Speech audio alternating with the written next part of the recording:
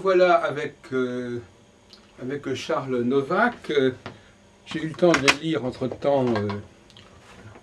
Donc ça c'est le livre de notre ami Kreis.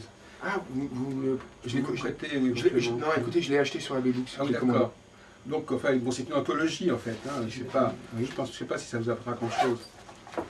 Oui, je me suis quand même permis de l'acheter. Ouais.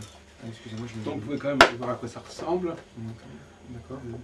Voilà, donc, nous sommes le 9 août. Et je reçois à nouveau Charles Novak. Cette fois-ci, j'ai eu le temps de lire son livre Le faux Messie, la Jacob Frank. Déviance de la Kabbale ou théorie du complot. Et alors, effectivement, bon, je n'avais pas lu le livre la première fois, mais j'avais quand même senti l'intérêt de ce lien manquant.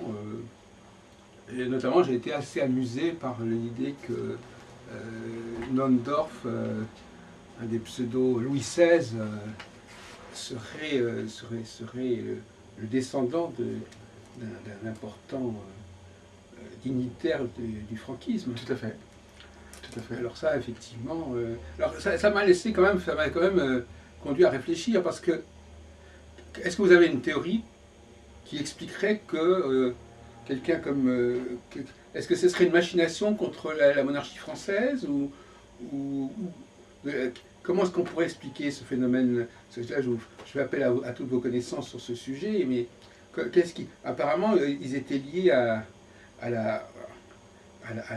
l'Empire austro-hongrois, ces gens-là. Alors, tout à fait. Alors, dans votre question, ça nécessite beaucoup de réponses. Le premier point, il faut définir en fait, la théorie elle est très simple, il faut définir un peu ce qu'est le franquisme à l'époque. Effectivement, moi j'affirme dans mon livre que Nondorf est d'ascendance franquiste, il serait le fils de Junius Frey, donc le neveu de Jacob Frank, directement, enfin par cousin, en fait, son père serait le cousin germain de Jacob Frank.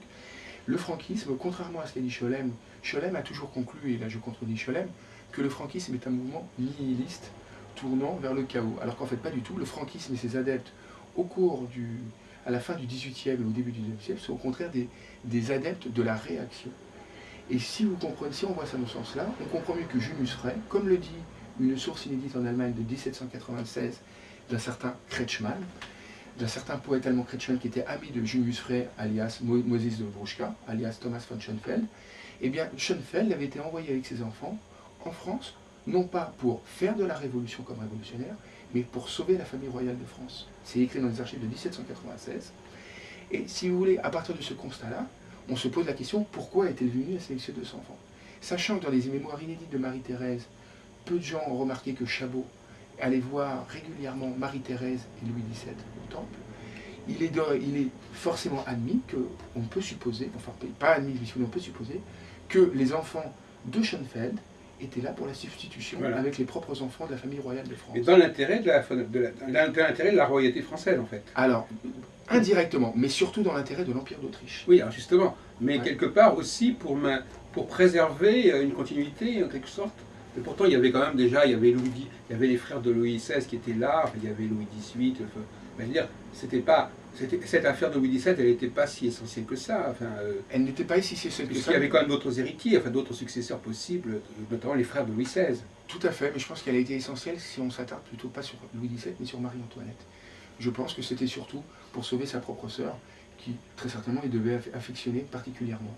Donc, à partir de ce moment-là, effectivement, Louis XVII devient une question, parce que non seulement il va devenir un symbole avec le temps, puisqu'il y a une aura de mystère de la part des révolutionnaires, on peut imaginer, notamment par le biais de Danton, que les révolutionnaires ont fait beaucoup de chantage sur le petit Louis XVII aux cours étrangères. Comme si, en gros, vous nous attaquez, on se touche à Louis XVII. Donc, en premier lieu, l'Autriche dit attention, on ne faut pas toucher à la famille de Marie-Antoinette. D'un autre côté, les puissances anglaises, prussiennes, restent un peu, on va dire, circonspectes ou prudentes quant au sort de la famille royale de France, même si ils ne sont pas forcément pour le retour de la monarchie française. Mais cela dit, Nondorf a quand même été contesté, tout le monde n'y croyait pas à ses prétentions, de toute façon. Mais ça a quand même parcouru tout le 19e siècle, parce qu'il y a eu des nondorfistes bien. Moi, je n'ai pas en mémoire, j'en ai parlé assez longuement dans ma thèse d'État, mais c'est quand même resté, ça fait quand même 13 ans que je l'ai faite, je ne me souviens plus exactement. Mais En tout cas, voilà une révélation de votre livre pour les gens qui s'intéressent à l'histoire de France, à l'histoire de la Restauration. Et alors ça, alors ça justement, parce qu'on parlait tout à l'heure avant qu'on prenne la parole, ça c'est votre rapport personnel ou vous l'avez trouvé comment cette information? Alors c'est mon rapport personnel. Si vous voulez, certaines pistes, moi-même, Nondorf. En fait, moi-même, personnellement, je m'étais déjà un petit peu intéressé à Nondorf, parce que je trouvais que le cas Nondorf était très étrange, voire à la limite de la secte. Une fois, sur un document lié à mon thème sur le franquisme, j'avais découvert que Nondorf, plus ou moins, avait écrit sa fameuse doctrine céleste, et qu'il voulait fonder une église nouvelle. Ça m'avait intrigué parce que je trouvais que c'était de la part de cet homme qui se présentait à la fois comme Louis XVII et Messie, il avait même employé le terme Messie, quand même de très étrange. Et j'avais trouvé un étrange rapprochement avec l'idée franquiste. Ce soupçon m'a été confirmé par un livre de Louis Vuillot qui était écrit en 1886, où il écrivait en titre Nondorf est juif. Et c'était un livre qui avait été très peu connu. Et j'ai retrouvé ce livre, je l'ai lu, alors rien de bien mirobolant, mais si vous voulez, l'auteur en 1886 affirme que Nondorf en fait est d'origine juive polonaise. C'était un grain de plus dans ma piste de recherche pour savoir si Nondorf était pas lié à la Pologne et éventuellement, à travers ses idées mystiques, au mouvement franquiste. En d'autres termes, si vous voulez, la piste de supposition de départ de ce personnage Nondorf lié à un mouvement hérétique du judaïsme était tout simplement de se dire c'est que ces idées me rappelaient étrangement les théories franquistes. D'accord. Par la suite, donc je me suis intéressé à ce personnage et j'ai découvert aux archives de Toulon, des documents sur un certain Franz Frey, que Gershom Scholem également lui-même répertorie, comme le fils de Jules Dufray qui était à Paris pendant la Révolution. Franz Frey a été capturé en 1807, à peu près, je crois que c'est l'année, je ne me souviens plus très bien, mais 1807, il faisait partie du régiment de Chine, comme Nondorf, il a été capturé, et il a été envoyé en prison à Toulon. Et comme par hasard, Franz Frey, dans les archives que j'ai consultées à Toulon, il s'est retrouvé dans la même cellule que Chrétien Fuchs.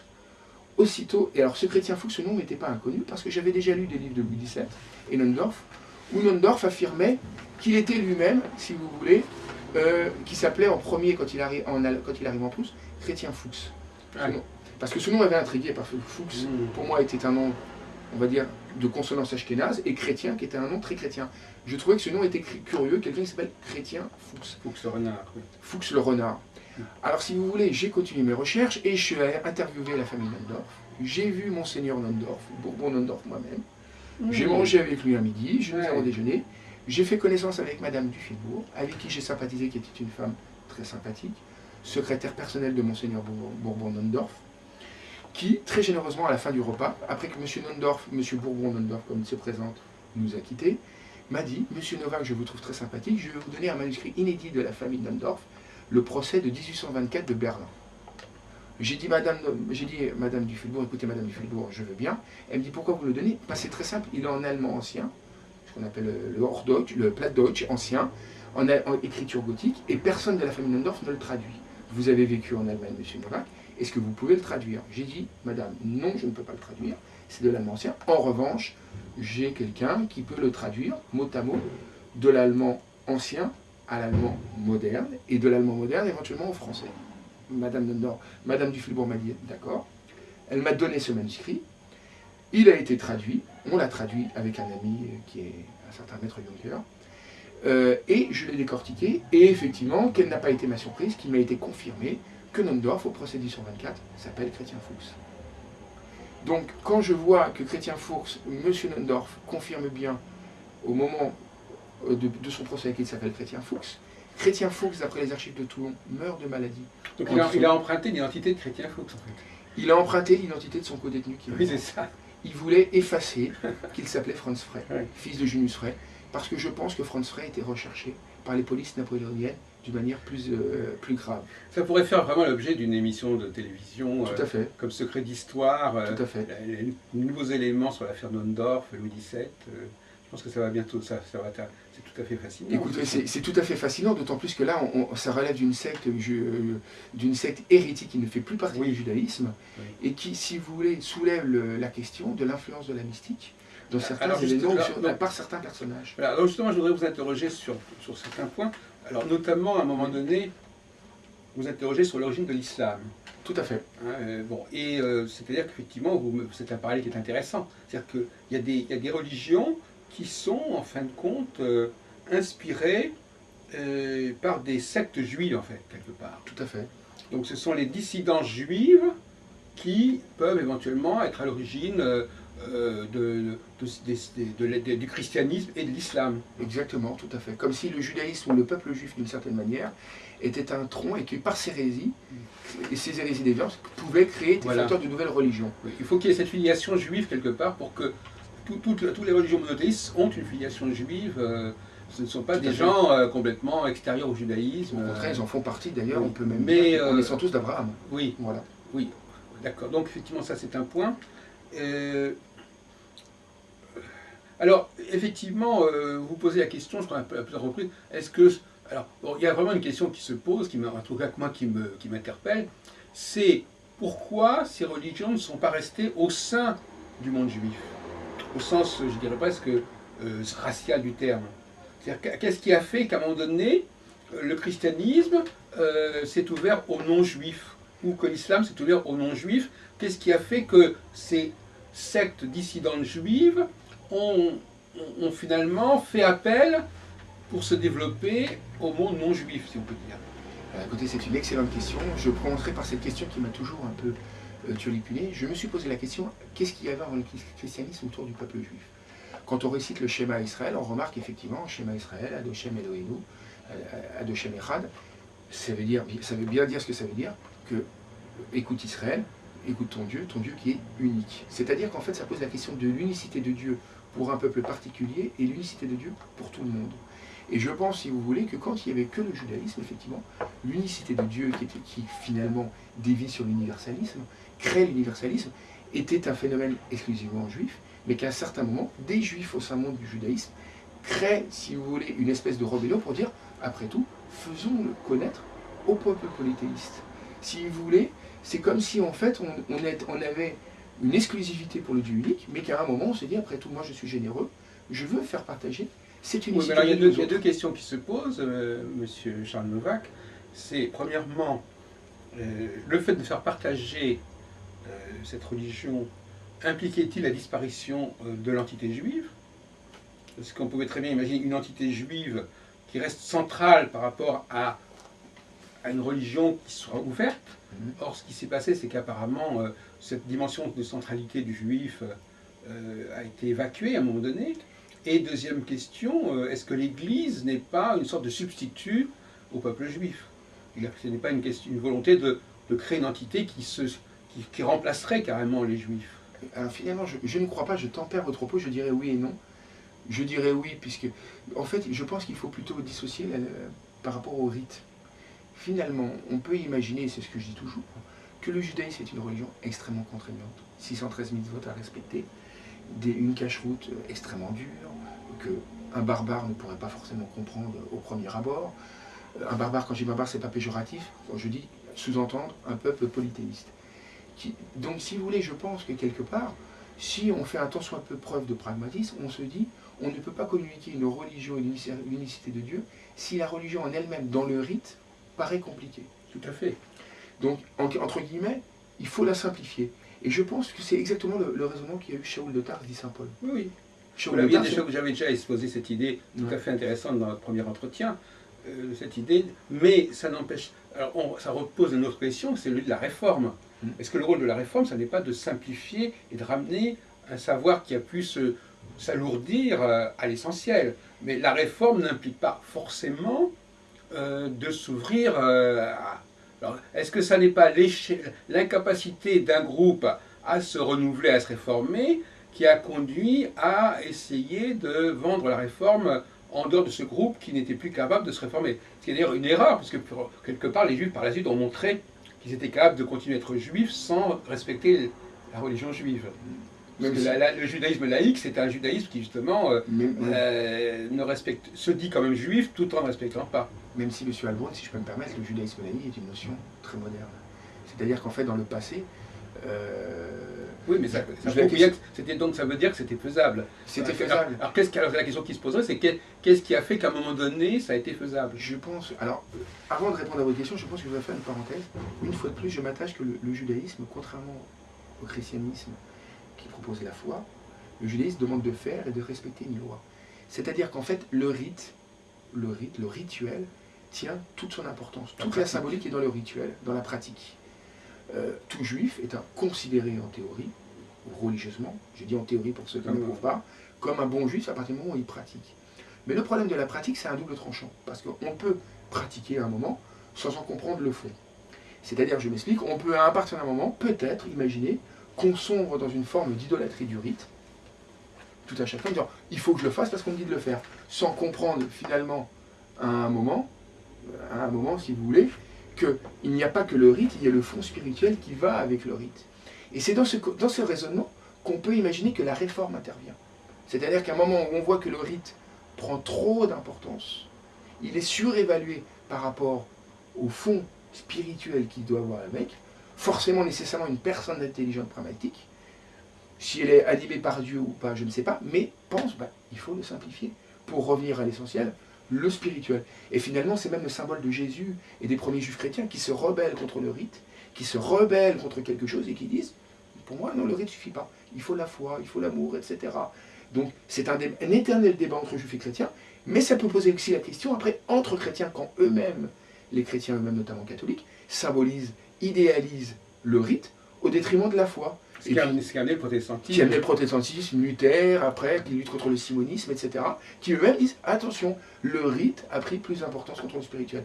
On peut imaginer que l'islam, qui est en contact très certainement avec des sectes judéo-chrétiennes comme le nazaréisme ou les bionismes, forcément a réagi contre peut-être en voyant des religions monothéistes, Dieu unique, qui s'enferment par leurs pratiquants dans l'idéalisation du rite, au détriment, si vous voulez, au détriment du fond spirituel.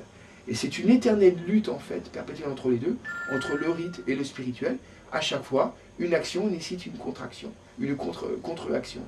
Donc on peut se poser la question si le concept de réforme ne s'inscrit pas justement à partir du moment où, en d'autres termes, on s'éloigne tout simplement de Dieu, parce qu'on idéalise plus la forme, le faire, que l'être. Alors on va essayer de, à partir de cette introduction, alors comment se situe l'émergence du franquisme dans ce genre de problématique alors?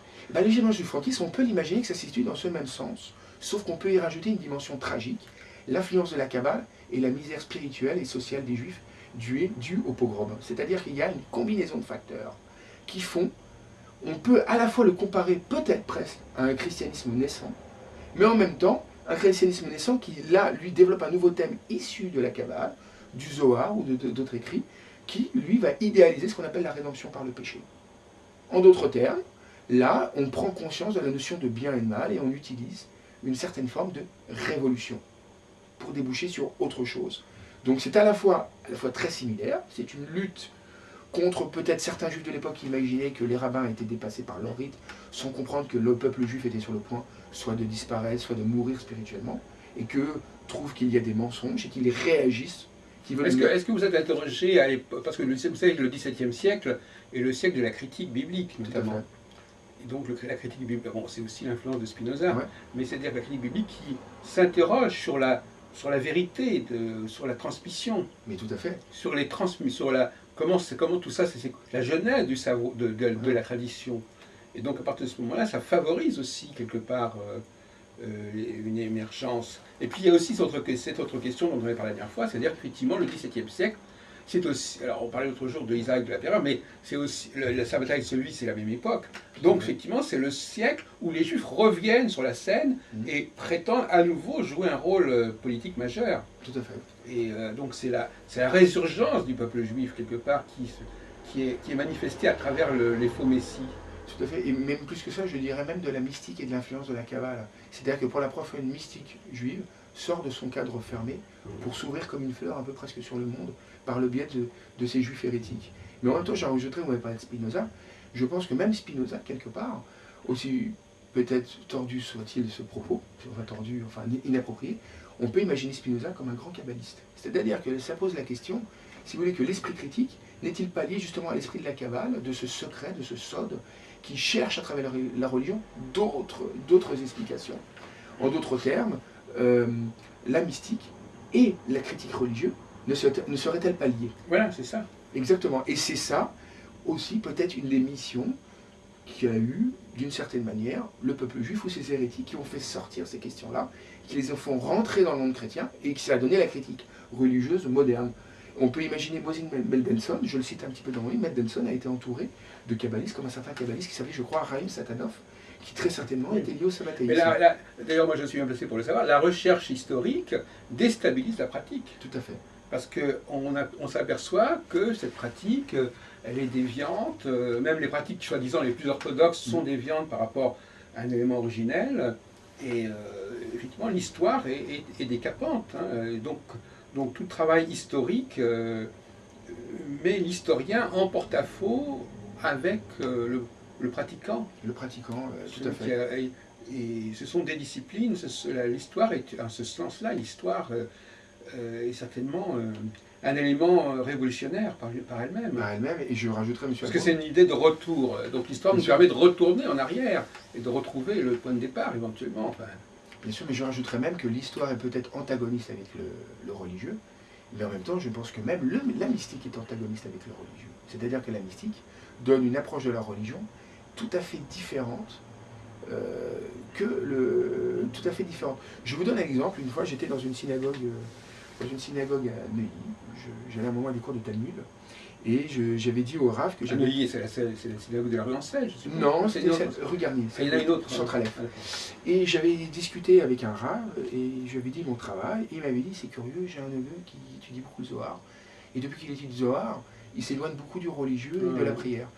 Et moi, j'ai répondu au Rav, excusez-moi, avec tout le respect, la modeste connaissance que j'ai, je pense que je comprends cette attitude. À partir du moment où vous cherchez une forme de secret dans la religion, le religieux vous intéresse moins, forcément. Et le Zohar, la Kabbale, d'une manière générale, la mystique, on peut se poser la question. C'est un peu comme une bombe atomique, comme me disait un autre Rav. Ça dépend ce qu'on en fait, si c'est pour couper une viande ou tuer quelqu'un. Si vous voulez, elle peut vous élever dans la religion à force de l'idéaliser aux dépens de la religion. Et c'est un peu le thème de mon travail, parce que ces gens-là, justement, ont sombré dans la mystique, contre le religieux, contre le Talmud, contre les bases du judaïsme. Après, la question est de savoir s'ils ont eu tort ou raison, c'est un autre débat qui ne me regarde absolument pas. Mais, simplement, ça pose la question de la mystique idéalisée, du secret cherché. Un peu comme, si vous voulez, on peut penser au Umberto Eco, il faut chercher un secret. Finalement, le secret, il n'y en a pas, ça détruit tout, il n'y en a pas. Et c'est peut-être ça. Il y a un secret, mais le secret, justement, c'est que, justement, la mystique, tout ce qui est secret, est contre la religion elle-même. La religion ne vous demande aucun mystère, elle ne vous demande que juste aimer son prochain. Et c'est peut-être ça, la question aussi, que vous avez trois facteurs. Vous avez l'histoire, la mystique, qui sont beaucoup plus liés qu'on ne le croit, parce que je pense que la mystique a influencé l'histoire contre l'esprit religieux du temps, qu'on soit juif, chrétien ou musulman. Alors, il y a une question que je vais vous poser, qui va vous amuser. Est-ce que vous pensez que l'astrologie a un rôle à jouer dans cette substance du religieux? Enfin, est-ce que ça fait partie des savoirs à redécouvrir et qui ont pu se perdre? Ce n'est pas mon domaine, monsieur Albron, je sais que vous êtes spécialiste. Comme vous avez touché un peu à tout, je me suis dit, peut-être que vous avez peut-être suivi cette piste un jour ou l'autre. Je ne l'ai pas encore suivi, mais personnellement, mon intuition, juste une intuition qui est très loin de mon travail, je pense que oui, l'astrologie a toute son importance. Elle se retrouve déjà tout simplement dans le calendrier juif, dans tous les l'ésotérisme juif. Et je pense qu'effectivement, l'astrologie est très importante, mais c'est une science, je ne connais pas bien ce sujet, je ne pense que c'est une science peut-être très méconnue ou peut-être très malmenée aujourd'hui, que peu de gens maîtrisent. Donc effectivement, l'astrologie fait partie, de mon point de vue, du judaïsme. Elle peut expliquer certaines choses. Les fêtes, il ne faut pas oublier que le judaïsme est un calendrier lunaire. Lunaire est un calendrier lunaire, que le calendrier est tiré des mois assyriens, et que forcément, ce rapport avec la Syrie, moi je pense que le judaïsme déjà était déjà un métissage des cultures environnantes anciennes. C'est-à-dire qu'en fait, le judaïsme a aspiré des mystiques anciennes, plus anciennes que lui, que ce soit Sumer, l'Irak, la Syrie, etc. Et que l'astrologie assyrienne, qui est rentrée dans le calendrier juif, en a été aspirée et rentrée dedans, et a fait même partie un petit peu de la Kabbale, justement, est rentrée. La question que vous posez, c'est de savoir si effectivement, si l'astrologie est un élément rapporté, ou au contraire, si elle est un élément central. Elle est peut-être les deux à la fois, je ne sais pas. C'est vrai qu'autrefois, au Moyen-Âge, on l'appelait Avodah Zara. Avodah Zara. C'est-à-dire culte, non, surtout culte étranger. Culte étranger, oui. Mais il se pose des questions, pour quelqu'un qui a une approche astrologique, il y a une question effectivement de... Parce que finalement, le problème du temps, c'est important. La clé du temps, comprendre les cycles, comprendre comment les choses se font. Alors justement, je voudrais vous interroger sur ce sujet, peut-être que c'est un peu en dehors de votre livre. Quelle est l'importance de tout ce qui concerne le 7 dans la religion juive? Le 7? Le 7, alors oui, alors le 7, et aussi, je crois, le 49. Enfin, quand on vous dit le 7 dans la religion juive, vous pouvez nous dire quelques mots là-dessus? Oui, tout à fait, beaucoup de choses à dire, si je peux oui, me permettre. parce que moi, ça m'intéresse, et puis ça intéresse aussi nos auditeurs. Alors, ce que je voudrais dire, en fait, le 7, excusez-moi, je dirais cette phrase, derrière le 7 se cache le 6. Je m'explique. Le monde a été créé en 6 jours, et le 7e jour, Dieu se reposa. Ce qui est le principe du Shabbat, c'est écrit dans la paracha de Bereshit. Mais en même temps, je pense qu'il y a aussi une notion de mathématique. C'est-à-dire, et je vais m'expliquer très bien, c'est qu'aujourd'hui, on a tendance à croire, on pense toujours au système décimal. Et que le système décimal, c'est-à-dire qu'on compte d'une base 10 sur 7. Il y a eu le sexagésimal. Voilà. Et mieux que ça, je pense que le système sexagésimal se base sur une base de 6. Et que la Torah, par le chiffre 7, est la meilleure preuve et la meilleure survivance que dans les temps anciens de l'Antiquité, on comptait sur des bases 6. Ce qui explique que justement, on a institué dans la Torah, que, par Moshe Rabbeinu, selon les croyances ou selon les chercheurs, que le monde a été créé en 6 jours et que le 7e, il se reposa. C'est-à-dire que le nombre 7, pour moi, est révélateur d'un ancien système numéral. Alors c'est qu'une théorie à moi, mais je pense que j'y adhère tout à fait, que le 6 en gros était le milieu d'un système de comptage, et que le 7e est le nouveau système de comptage. On compte de 1 à 6, et après on compte de 7 à 14. Oui. D'où après l'importance du nombre 7, qui est un vestige et qui était une symbolique tirée de la Torah, pour rappeler non seulement le Shabbat, qui rappelle les 7 jours de la semaine, etc., et tout ce qui tourne autour du 7. Et soit dit en passant, vous avez le nombre 13, qui est pour moi le nombre le plus important en Gematria, qui est la Gematria d'Ahava. C'est la moitié du nom de Dieu. La moitié du nom de Dieu, mais c'est aussi 6 plus 7. C'est-à-dire que vous avez comme si vous aviez 2 semaines. Et alors, l'importance des 7 ans. Oui. Donc il y a les 7, il y a les vaches. Tout à fait. Il y a au niveau agricole, je crois qu'il y a... Oui, les 7 ans, tout à fait. Le Maaser Sheni, pas le Maaser Sheni, excusez-moi, il faut laisser tous les 7 ans, il y a une terre qui... Effectivement, tout à fait. Et étudier le Talmud, en 7 ans, on doit étudier tout le Talmud, etc. etc. Oui. En 7 ans, voilà, tout à fait. Bon, cela dit, je me permettrai quand même de proposer une autre thèse que celle que vous venez d'exposer. Bien sûr, avec plaisir. Parce que je n'avais pas fini, je voulais vous dire... Oui, mais alors continuez. Parce que le 7 aussi symbolise le nouveau cycle. Oui. C'est un cycle comme une semaine, à partir de la semaine de la Torah. Le 7 symbolise un nouveau cycle, ça tourne, vous avez toujours un nouveau cycle. Justement, alors là, on n'est plus dans le 6, là. On n'est plus dans le 6. Mais le 7, je parle que le 7 de la base, ça vient d'un système numérique qui est basé sur 6. Oui, enfin, après, si vous voulez, effectivement, le 7 qui devient un nouveau cycle, c'est un nouveau cycle perpétuel. Alors le 7, vous avez les 7 ans, que ce soit pour laisser une terre en jachère pour qu'elle se renouvelle, 7 ans pour étudier le Talmud, les 7 jours de la semaine, etc., etc. Alors vous avez le cas de la circoncision qui va un peu... La circoncision, on est circoncis le même jour de la semaine que celui où on est né, normalement. Oui, tout à fait. Le 8e jour, c'est... Voilà, exactement. Si je suis né un lundi, je serai circoncis un lundi. Exactement. Bon, alors la thèse inverse que celle que vous proposez, mais je pense que vous la connaissez, mais vous ne l'avez peut-être pas intégrée dans votre propos, c'est d'un point de vue purement astronomique. Vous savez que, par exemple, entre la nouvelle lune et la première demi-lune, il y a 7 jours. Et ça n'a rien à voir, avec numérique, ça c'est un fait astronomique. Tout à fait. Hein, et que la Lune met 28 jours en gros pour faire son tour. Bon. Donc là, il y a une espèce de coïncidence étrange. Coïncidence d'ailleurs qui est encore plus compliquée par le fait qu'il y a, jusqu'au XVIIIe siècle, on ne connaissait que 7 planètes en tout cas. Enfin, ce qu'on appelle en astrologie les 7 planètes, c'est-à-dire le Soleil, la Lune et 5 planètes. Ouais. Donc le 7, il y a effectivement plusieurs pistes. De même qu'en effet, par exemple, c'est pour ça qu'on appelle les jours de la semaine dans le monde chrétien du nom des planètes. Oui, hein, tout à fait. Bon. Mercure, mercredi, voilà, c'est ça. Vendredi, Saturne, Sunday, etc. Sunday, le dieu du soleil. Donc, voyez-vous, autour du 7, il y a vraiment plusieurs lectures qui se branchent. L'une qui, effectivement, est celle que vous avez rappelée. Mais ce n'est pas incompatible avec le système numéral, c'est des cycles. Oui, mais on peut quand même penser que si on prend l'astrologie au sérieux, ce qui est quand même important, c'est aussi quand même la réalité astronomique. Parce que la réalité astronomique, si tant est que l'homme soit lié aux astres, ce sont les astres qui lui donnent une certaine rythmicité. Et à ce moment-là, il faudrait se demander, mon cher monsieur Novak, si à ce moment-là, il faudrait dire que c'est Dieu lui-même qui a choisi le 7 parce que ça correspondait à un chiffre. Alors, on peut aller très loin comme ça. Bon, mais d'un point de vue plus pratique, c'est vrai que le 7 est d'abord une donnée astronomique qui est la division en 4 du cycle lunaire, mais aussi, et alors là c'est un autre sujet, c'est le problème de Saturne. Alors est-ce que, bon, alors Saturne, alors je ne sais pas si vous avez travaillé sur Saturne ou ce que ça représente. Vous savez qu'au Moyen-Âge, le nom de Saturne c'était Chaptai, qui a donné son nom à Chaptai Tzvi. Oui, donc quand il s'appelle Chaptai Tzvi, il porte le nom de Saturne, curieusement. Et, oui. Curieusement, oui, d'accord, je ne savais pas. Et qui correspond même au samedi, tout simplement. Oui, mais c'est le nom de Chaptai, dans les traités d'astrologie médiévale, c'est samedi. Comme Maadim, c'est Mars, etc. Et Chaptai, je tiens à vous rappeler que Chaptai est donné aux enfants parce qu'ils sont nés un Shabbat, justement. Ils sont nés un jour de samedi. Voilà. Mais c'est aussi le nom de Saturne, effectivement. Donc il y a un rapport, effectivement. Et, donc Chaptai Tzvi serait né un jour de Saturne, en fait. Parce que Chaptai est né un Shabbat. Oui, c'est pas indifférent qu'il porte le nom d'une planète. Mais alors justement une question, parce que là vous parlez de calendrier solaire. Parce que samedi, Saturne c'est un calendrier solaire. Moi au début, je parlais dans le judaïsme aussi de calendrier lunaire. Alors est-ce que le Shabbat existe dans le calendrier lunaire? Alors le Shabbat est toujours un samedi, donc il y a aussi une référence, parce que le calendrier dans le judaïsme est à la fois lunaire et solaire. Oui, c'est les deux à la fois.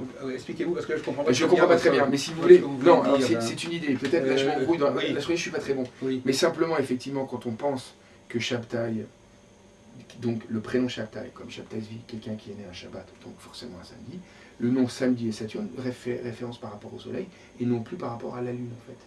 Les calendriers de la lune, si vous voulez, si on transpose les jours, il n'y a pas de jour dans le... il y a des mois de 30 jours dans le judaïsme, il n'y a pas un jour où on dit Saturne. On parlera juste de Shabbat par rapport au soleil, c'est tout. Enfin, je m'embrouille, c'est pas grave, excusez-moi. Oui, non, mais effectivement, mais ça n'a rien à voir avec le problème du soleil.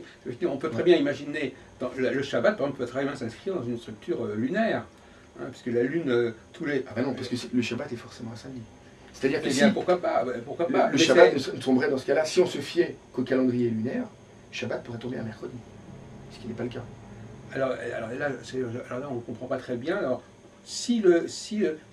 alors évidemment, il faut choisir, c'est tout le problème de savoir si les jours de la semaine sont bien nommés ou pas, et si le Shabbat est bien le jour du... le Shabbat que nous pratiquons, il est bien pratiqué le vrai jour du Shabbat.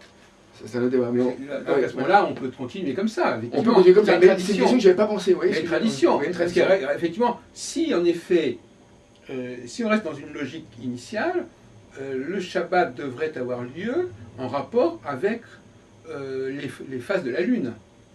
Si on pense au C'est-à-dire qu'il devrait y avoir par exemple un Shabbat au moment de la nouvelle Lune, au moment de la pleine Lune, au moment de la demi-lune, et à ce moment-là, tous les 7 jours, il y aurait effectivement un Shabbat. Voilà. Mais à ce moment-là, vous voyez bien qu'on n'a pas besoin, c'est un système solinaire, parce que la pleine Lune est elle-même le résultat d'une opposition entre le Soleil et la Lune, ou une conjonction dans le cas de la nouvelle Lune, mais de toute façon, on n'a pas besoin d'un système solilunaire pour le Shabbat. Par contre, pour passer à un autre sujet, la fête de Pâques, effectivement, doit avoir lieu à l'équinoxe de printemps. Tout à fait. Et ça ne peut pas se faire dans le cadre du solilunaire. On est bien placé pour ça, parce que le Ramadan, qui est en train de se terminer, il se balade toute l'année. Toute l'année, oui. Ouais. Alors à ce moment-là, justement, j'aimerais bien que vous, pour changer un peu de sujet, mais toujours dans le domaine, je ne comprends pas très bien pourquoi les Juifs ont choisi cet axe équinoxial pour marquer leur fête principale, traversée d'Égypte, jour du pardon, nouvel an. Pourquoi cet axe printemps-automne plutôt que l'axe hiver-été qui a été quand même récupéré par le christianisme? Une grande question à laquelle je ne saurais pas répondre. Je dois vous avouer. Là, donc il y a un débat entre les équinoxialistes et les solsticialistes pour savoir justement quand commence l'année. Et c'est aussi un problème qui se pose au niveau purement agricole, au niveau purement des cycles saisonniers. Est-ce que l'année commence au printemps ou est-ce qu'elle commence en hiver? Le printemps n'est-il pas simplement l'aboutissement d'un processus souterrain, ce qui pose aussi le problème des rapports entre la nuit et le jour. Est-ce que la journée commence au jour ou à la nuit? Oui, voilà. Est-ce que la nuit ne prépare pas le jour? Alors Et vous savez que vous connaissez que dans l'idée de la prière, quand vous récitez la prière du matin, il y a l'histoire du coq. on prie pour le coq. Alors c'est une bénédiction, où on prie pour le coq, et c'est une des premières bénédictions au réveil. Au réveil, on fait ce qu'on appelle le Modéani, on reconnaît Dieu. Ensuite, après, on se lave les mains pour les besoins, etc. Et on fait la bénédiction de l'ablation des mains. Et après, on bénit le coq. Et pourquoi, vous savez, on bénit le coq? Pourquoi? Parce que le coq est le premier dans le noir à déceler le jour. Oui, comme pour la nouvelle lune, un peu. Pour la nouvelle lune. Le coq, il annonce, si vous voulez, il la sent venir. Il sent venir. Et c'est pour ça que c'est une des premières bénédictions juives du matin, le coq. Oui. C'est intéressant de savoir. Même que pour le calendrier, il fallait qu'il y ait quelqu'un qui annonce le tout premier croissant de lune. Exactement, je vais vous montrer d'ailleurs, je vais la lire en français. J'ai mon livre de prière quelque part. Ah non, je ne l'ai pas avec mes excuses. Mais en tout cas, c'est béni soit Hachem qui nous a donné le coq, en gros pour discerner la lumière du jour. Oui, je schématise, c'est pas ça, mais c'est oui, c'est intéressant, c'est pertinent. C'est très voilà. Et il faut noter que par contre, en revanche, pour Shabbat, au fait, le Shabbat commence non pas par rapport à la lumière du jour ou au coucher du soleil, mais commence à l'apparition de la première étoile. Oui, oui. Il finit à l'apparition de l'étoile, de la première étoile, en théorie. Oui, c'est ça. Pas de la lumière du jour, mais c'est l'étoile qui définit si Shabbat est fini ou a commencé. Enfin, c'est vrai qu'effectivement, pour revenir à la question du franquisme, c'est vrai que quelque part, on passe d'abord par la nuit. On passe par la nuit. Avant d'arriver au jour, on passe par la nuit. Tout à fait. Et quelque part, dans le franquisme, il y a cette espèce d'ambivalence assez complexe du très mal mystique, et du rapport aussi. Il faut sortir on arrive au jour qu'en sortant de la nuit, quelque part, qu'en passant par la nuit. C'est exactement ça, et ça revient à la théorie kabbalistique, que le monde a été chaos, et que du chaos, il y a aujourd'hui la lumière divine, la Shérina, et le monde est créé. C'est exactement la même chose, le néant et le plein. Alors effectivement, ça pose beaucoup de questions. Tous ces thèmes sont liés, et visiblement, vous écoutez, y compris l'astrologie, tous ces thèmes sont liés, c'est d'où l'importance quelque part de la mystique, d'une certaine manière. En tout cas, cette notion du Shabbat, elle est quand même la marque d'un rythme. Oui. Ça montre l'importance du temps dans la pensée juive. Pas uniquement, c'est pas un temps annuel, le Shabbat. C'est un temps, c'est-à-dire que c'est une succession de Shabbat qui ne dépend même pas du changement de saison, qui ne dépend même pas du changement d'année. C'est une sorte de réalité éternelle et universelle, le Shabbat. Tout à fait. C'est une constante. Oui, c'est ça, c'est une constante. Une constante sur la base de 7 jours. Et avec cette notion, effectivement, des interdits. Oui. Les interdits, des choses qu'on ne doit pas faire. Donc là aussi, c'est un monde un peu à part. C'est un monde un peu à part. C'est-à-dire que le travail n'est plus une valeur dans le cas du Shabbat. Parce qu'on ne doit rien construire ni rien détruire. Donc à partir du moment où on ne construit ni rien, on ne doit pas travailler, on ne doit pas porter. Oui. On ne doit pas faire du feu. On ne doit pas créer du feu. On ne doit pas commencer quelque chose. On ne doit pas commencer quelque chose. On peut lire cependant quand même. Oui. Lire évidemment, lire c'est lui conseiller. On doit honorer sa femme. Oui. On doit aller à la prière. Les choses essentielles que Dieu nous demande finalement. Et le reste, construire, détruire, jeter, oui. Travailler. Il y a aussi la question du temple. Oui. Les choses qui sont interdites et qui sont... Enfin, il y a une espèce de dualité comme ça dans le temple. Dans le temple, il y a des choses qui sont interdites qu'on a le droit de faire. Par exemple, on a le droit de prononcer le nom de Dieu, à la limite. Seul le Kohen Gadol. Oui, c'est ça. Que le Kohen Gadol. Il y a un lieu sacré. Bon, et d'ailleurs, ça pose une autre question, puisqu'on fait un peu le tour. La question de la cache-route, par exemple. Pourquoi le porc est-il devenu un tabou, un interdit, à votre avis? Est-ce qu'il y a des vraies questions là-dessus? Et d'autre part, est-ce que les franquistes et les sabbatanistes ne l'ont pas, justement? Est-ce que ça n'a pas été justement une pierre de touche, une pierre de manger du porc exprès pour montrer qu'on était libéré par rapport... et même les chrétiens eux-mêmes le font d'ailleurs. Mais il faut savoir que Julius Frey, alias Thomas von Schoenfeld, quand il a participé avec un certain Hirschfeld au rite de l'ordre de Saint-Jean, des frères de Saint-Jean d'Asie et d'Orient, le rite principal imposé aux juifs qui rentraient dans l'ordre et aux chrétiens, c'était de manger du porc et de boire un verre de lait. Oui. Exprès. Alors le porc n'est pas une viande, donc c'est pas une rupture de la cache-route, parce que le porc, sachant que c'est interdit, n'est pas considéré comme une viande. On peut mélanger du porc avec du lait, ça ne fait rien en théorie, mais c'est très symbolique, c'est l'important, c'est dans la symbolique. C'est-à-dire que le porc est l'animal le plus interdit dans le judaïsme, le lait... Et dans l'islam aussi d'ailleurs. Et dans l'islam aussi.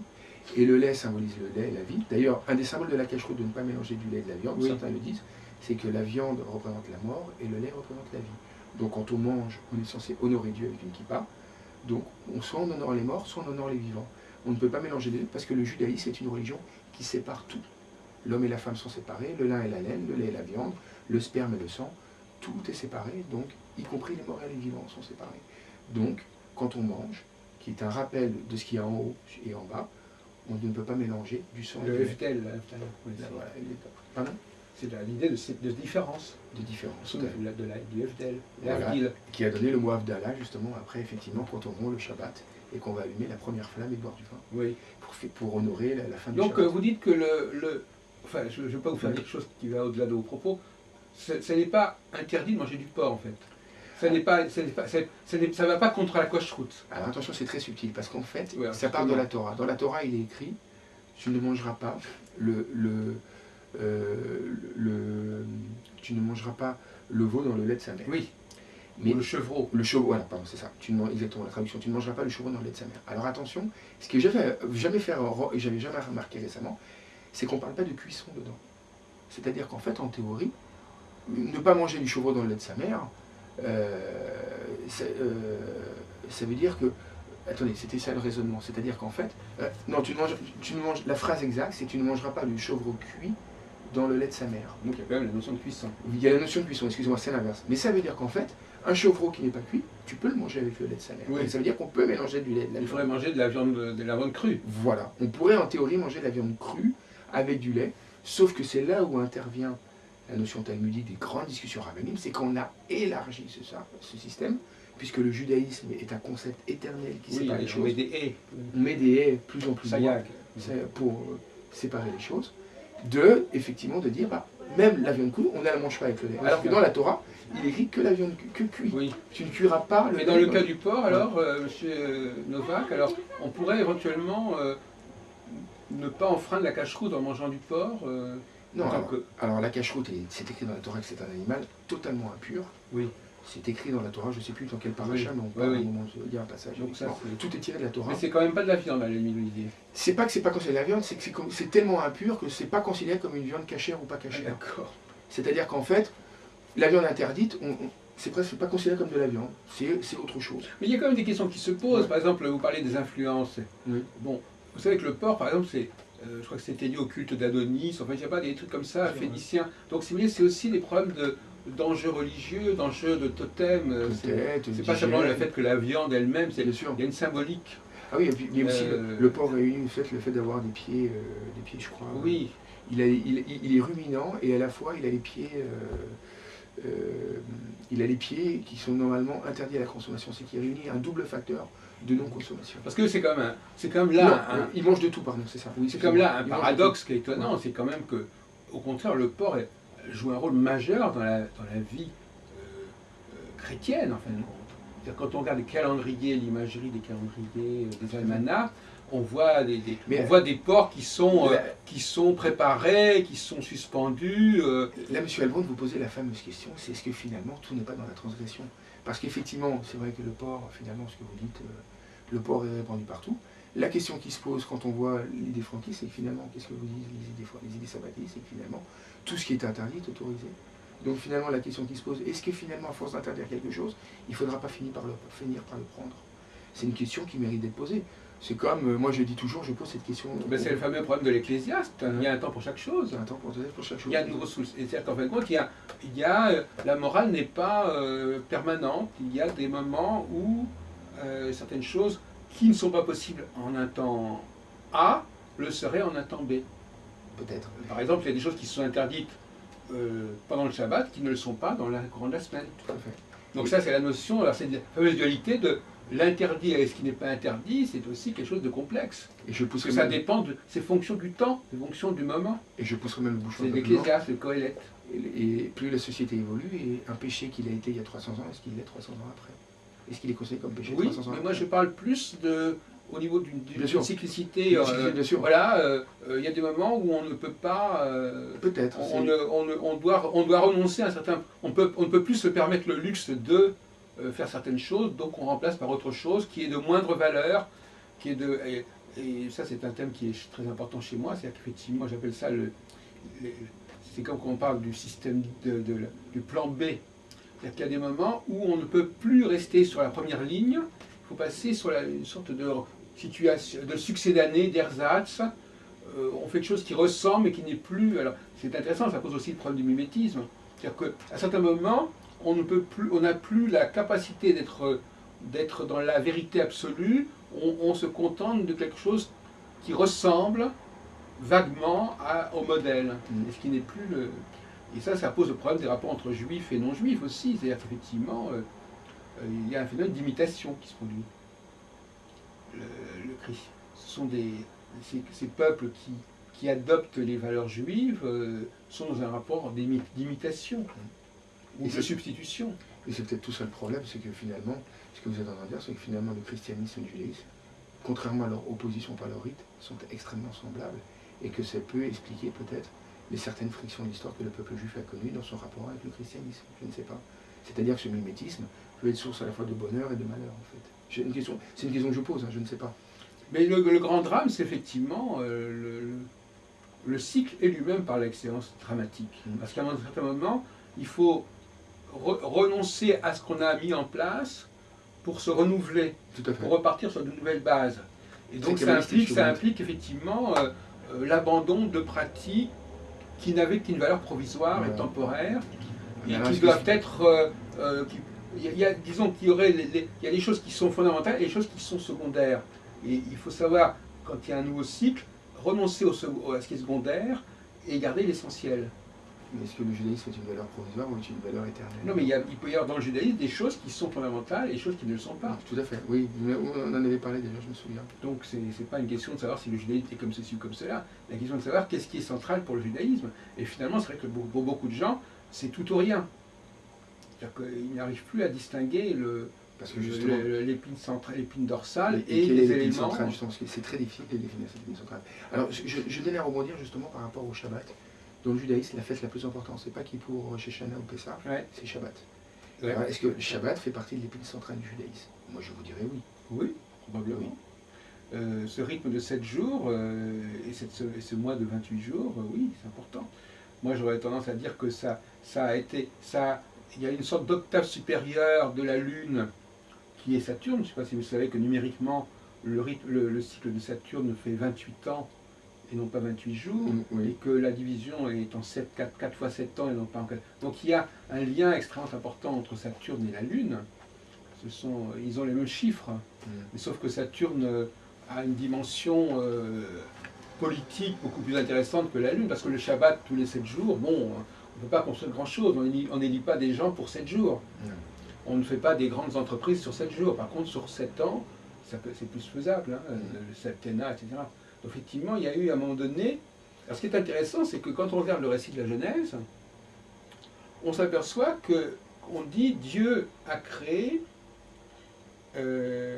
les cieux, enfin les cieux, les étoiles et les luminaires. Mais il ne parle pas des planètes. La connaissance des planètes, en tant que planète, n'est pas dans le récit Bereshit. C'est vrai, c'est pas dans le Bereshit. Et alors, comment vous l'expliquez? Parce qu'on ne les connaissait pas encore. Parce qu'il faut bien comprendre que la découverte des planètes comme distinctes, comme des corps distincts des étoiles, est tardive. Dans la première représentation du ciel, pendant des millénaires, il y avait d'un côté le ciel étoilé, le firmament, le Shamaïm, si vous voulez. Et le Shamaïm, c'était surtout les étoiles, en fait. Et puis, il y avait ces luminaires, ces méorotes qui avançaient à travers tout ça, et c'était ça la dialectique. Mais il n'y avait pas de planète. Alors, si je peux me permettre, M. Albrod, je vais vous faire remarquer un jeu de mots dans le mot Shamaïm. Shamaïm peut se diviser en deux. Sham, qui veut dire là-bas, et Maïm, qui veut dire les eaux. Oui. Petit détail. C'est-à-dire que le monde est créé, il y avait deux niveaux d'eau. Comme si nous venions de l'eau. C'est un petit détail que je souligner. Je vous laisse. De l'étymologie du mot Shamaïm qui dit les cieux. Oui. Voilà. Mais ce qu'il faut bien savoir, et ça n'a peut-être pas été signalé, mais pour un historien de l'astronomie, etc., le récit de la Genèse ne connaît pas les planètes. Et alors comment donc vous expliquez que... Il date d'une époque où l'humanité ne connaissait pas encore les planètes. Parce que la découverte des planètes est une découverte relativement tardive. Elle implique, notamment, c'est pas Saturne. C'est-à-dire que, oui, enfin, peut-être un peu avant, avant la guerre chrétienne, mais la capacité à distinguer parmi les étoiles certains astres qui, en réalité, ont un mouvement, les étoiles sont fixes, ça a mis des millénaires d'observation. Donc, effectivement, le récit de la Genèse est daté, si on peut dire. Très ancien. Donc Il est daté parce qu'il il correspond à une représentation du monde où la notion de planète n'est pas encore là, si ce n'est à travers la Lune et le Soleil, qui sont d'une certaine forme, qui sont une sorte de proto-planète, si vous voulez. Ce sont les planètes qu'on peut voir. Mais la notion de planète, par exemple, la Genèse ne connaissait absolument pas Saturne, par exemple. Saturne, c'est un truc qui est complètement en dehors de la création. Ça n'est ni un luminaire comme le Soleil et la Lune, ni une étoile fixe, c'est quelque chose de tout à fait particulier, dont la découverte a probablement été un élément essentiel, je ne dirais pas sur le plan religieux.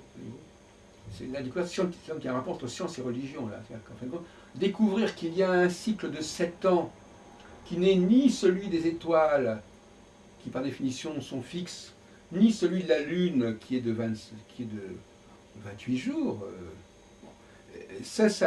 À mon avis, ça a été le socle d'une religion quelque part. Hein. Bon, alors on pourra en discuter, mais en tout cas, alors, ce qui est intéressant, c'est que peut-être c'est la deuxième révélation, c'est-à-dire que c'est dans un deuxième temps que les choses. Mais excusez-moi, quand vous dites ça, c'est socle de la révélation. Alors ça veut dire que la religion est une création humaine? De ces textes prouveraient que c'était écrit par des humains? Si quelqu'un est croyant et croit dans ces textes, qu'il soit chrétien ou juif, ça voudrait dire que les textes ont été écrits par des humains? Écoutez, ça vous réagissez, on n'est pas obligé de discuter de ce débat. Enfin, c'était un débat, moi je ne suis pas sensible sur ce débat. Oui. Effectivement, moi j'ai une position très anthropocentrique de ces questions, donc c'est pas. Je ne parle pas de la question de savoir d'où. Mais même la signification des astres, alors là, c'est un grand débat chez les astrologues. Est-ce que les astres ont une valeur par eux-mêmes ou est-ce que c'est une valeur que les hommes leur ont accordée, etc. Aussi, par exemple, c'est une question. Bon, voilà, donc effectivement, c'est ce qu'on appelle l'instrumentalisation du ciel. C'est-à-dire que le ciel, il est là, mais ce qu'on en fait, le sens qu'on lui donne, vous savez, quand il y a la fameuse citation dans la Bible où on dit Dieu dit à l'homme, tu nommeras les choses et tu leur donneras un sens. Donc quelque part, c'est le sens qui est donné aux choses, c'est l'homme qui l'invente quelque part. Oui. On dit même dans le commentaire que les choses existent parce que Dieu les a nommées, justement. C'est le nom, le shem qui les a fait vivre. Oui. Alors là, on a l'impression qu'on touche à un sujet un peu sensible pour vous. Ah non, non, pas du tout. Mais, non, moi j'apprécie beaucoup, ça me fait beaucoup réfléchir à ce que vous dites. Oui. Parce qu'effectivement, on peut imaginer, parce que quand je vous écoute, c'est vrai que moi j'avoue que je n'avais jamais pensé effectivement que dans la Torah, on ne cite jamais les planètes. Oui. On cite les astres, sans faire la distinction entre les deux. Même dans Job, il cite Orion, il cite les constellations, il cite les mazalotes. Ouais. Mais les mazalotes, c'est pas les planètes. C'est pas les planètes. Les planètes, c'est Kochav Lechet. Ouais. Même on emploie le mot. Mercure, même c'est Kochav Chama. Donc c'est effectivement, toutes les planètes ont Noga, c'est le nom de Vénus, etc. Et Tzedek, c'est le nom de Jupiter. Tzedek, oui. Oui, il y a tout un code de signification de nom des planètes. Et le nom des planètes, ils seraient. C'est curieux, c'est qu'en hébreu moderne, on n'a pas gardé ces noms-là. C'est curieux. Hein. C'est curieux. Ouais. Alors que c'était une contribution de l'astrologie médiévale. Et justement, excusez-moi, mais ces noms de Tzedek, tout ça, quand est-ce qu'ils ont été choisis pour définir les planètes? Quand on les a découvertes? Ah non. Qui les a découvertes, ces noms? Non, mais alors d'abord Tzedek, on ne sait pas quel est le premier peuple qui a nommé les planètes. C'est l'un des peuples mésopotamiens, etc. Enfin bon, qui ne sont pas là. Les planètes ont aussi des noms mésopotamiens comme Nini, comme Nergal. Comme, etc. Et puis les Indiens aussi ont d'autres noms. Vous l'avez écrit dans votre livre dans quel livre vous avez... Oui, enfin on en reparlera. Bon, ben, ça c'est, mais c'est connu. Enfin, vous pouvez la question du nom des planètes, ça emprunte souvent à des panthéons éventuellement, mais pas uniquement. Mais Tzedek, parce que Tzedek, effectivement, Jupiter est souvent associé au problème du droit, de la loi, etc. Enfin, il y a des raisons. Ouais. Maadim, alors Maadim, c'est le rouge. La notion d'Adam, c'est la planète rouge, qui est d'ailleurs qui est renvoyée à Adam, qui est aussi rouge, et à Adama. Oui, et même ça aussi. Donc, le Maadim, c'est le nom de la planète Mars, qui est la planète rouge. Et bon, on pouvait aussi associer ça, effectivement, à Edom, etc. Bon, en effet. Mais en effet, la découverte des planètes correspond à, un autre, à une représentation du monde qui est totalement nouvelle, parce qu'à ce moment-là, les planètes au-delà de du cycle lunaire, qui est un cycle vraiment extrêmement étriqué, si vous voulez, quelque part, hein. On ne construit pas une civilisation uniquement sur le... C'est ça qui est aussi un paradoxe, c'est qu'en fait, est-ce que réellement, vous disiez que c'était très important, effectivement, mais est-ce que le cycle de 7 ans n'est pas également aussi important, quelque part? Et ce cycle de 7 ans ne se comprend que si on est découvert Saturne. Ouais. Ce n'est pas seulement une raison numérologique. Ouais. Le cycle de 7 ans, c'est la transposition de la Lune avec Saturne. Et à ce moment-là, en effet, dans le monde, il y a un axe, c'est un Shabbat à un autre niveau. C'est un super Shabbat, qui est le Shabbat des 7 ans, et non plus le Shabbat des 7 jours. Et c'est pour ça que, comme vous l'avez dit tout à l'heure, il y a des choses importantes qui se font sur 7 ans. Effectivement. D'accord. Donc, effectivement, l'astronomie et la religion sont liées. C'est pourquoi je parle de ça? Parce que quand on veut retrouver l'origine d'un savoir, il faut trouver des clés, il faut trouver des pistes, il faut trouver des voies pour y arriver. Ouais. Comment peut-on savoir quel est le cœur d'une connaissance, etc. Alors, à quoi s'accrocher?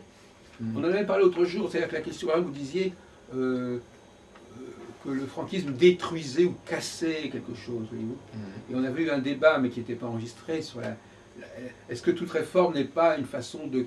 Est-ce que pour retrouver l'origine de quelque chose, il ne faut pas casser la chose, voyez-vous, pour voir ce qui va en ressortir? Peut-être, ouais. C'est un problème de méthodologie de la réforme. Qu'est-ce que c'est qu'être un bon réformateur? Et comment s'y sont pris, justement, les franquistes? Est-ce qu'ils avaient vraiment un projet de réforme du judaïsme, les franquistes? Bonne question, très bonne question. En tout cas, ils avaient le projet, c'était de casser les chaînes de la Torah. Pour eux, la Torah était... Oui, mais pour arriver à quoi? Parce que l'autre jour, vous disiez c'était des nihilistes.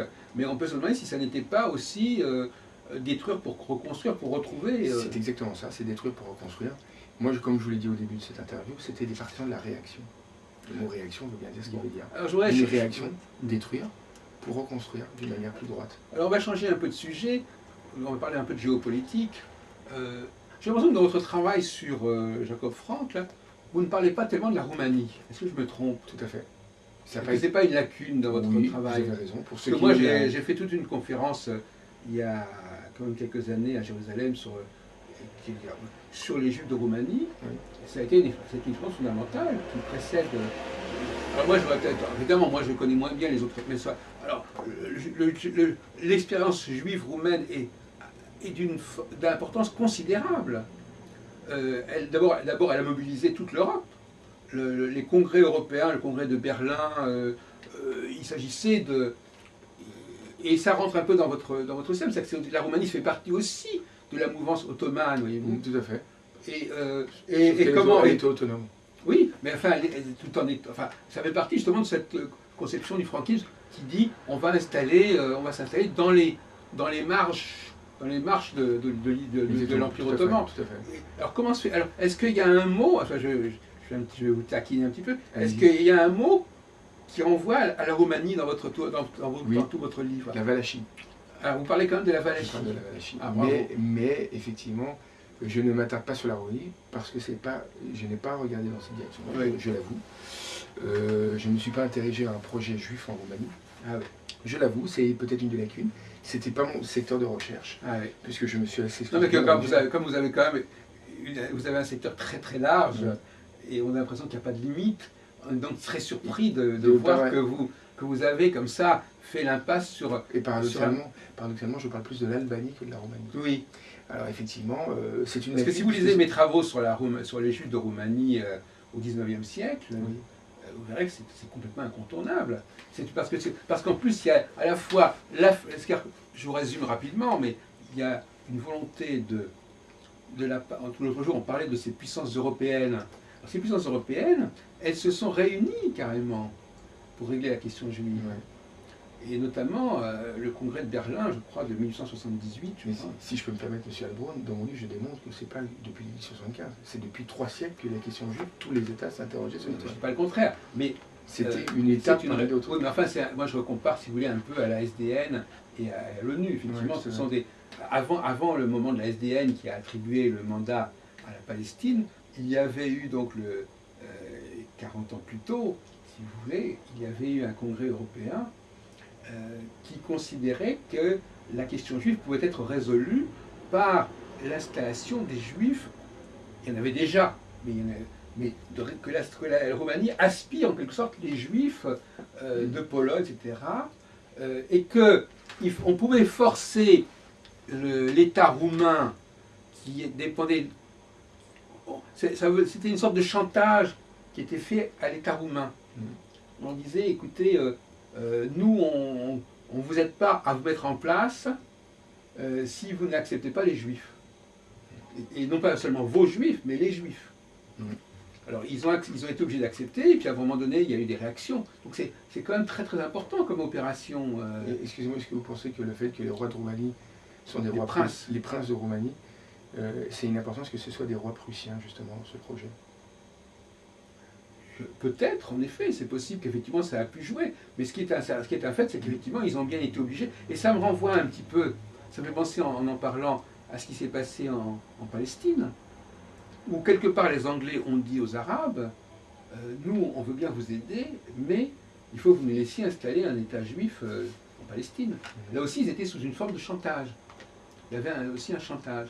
C'est-à-dire que quand on connaît l'affaire roumaine, on comprend mieux l'affaire de la déclaration Balfour, etc. C'est-à-dire qu'effectivement, et je crois que d'une certaine manière, très franchement, les puissances arabes, les princes arabes, parce qu'il fallait être le prince roumain, les princes arabes étaient prêts à payer ce prix-là pour qu'on les libère du joug ottoman, pour remercier en quelque sorte. Après tout, vous savez que par exemple, quand Napoléon III a aidé l'Italie à devenir indépendante, il a obtenu quand même des contreparties intéressantes sur le plan territorial. Hein.